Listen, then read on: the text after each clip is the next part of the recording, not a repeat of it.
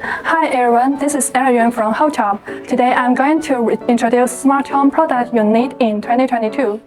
People spend 90% of their time indoors. Therefore, I would like to recommend one smart home product that could use indoor, which is Holtop HRV.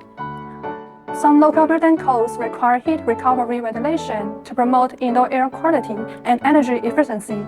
Other projects with tight building enclosures and energy efficiency goals require heat recovery ventilator to ensure adequate indoor air quality and energy performance.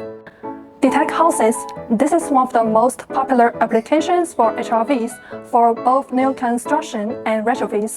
Stale air is extracted from bathrooms, kitchens, and utility closets, and fresh air is supplied to bedrooms and living spaces. Multi-family buildings. Urban areas where apartment buildings and condominiums are common can have highly polluted air. HRVs filter the intake air, removing many common pollutants. Schools. There is a strong connection between cognitive function and indoor air quality. Heat recovery ventilation reduces carbon dioxide levels and filters out many contaminants, helping promote greater classroom learning. Office buildings. Studies have confirmed the impact of indoor air quality on worker productivity and mood.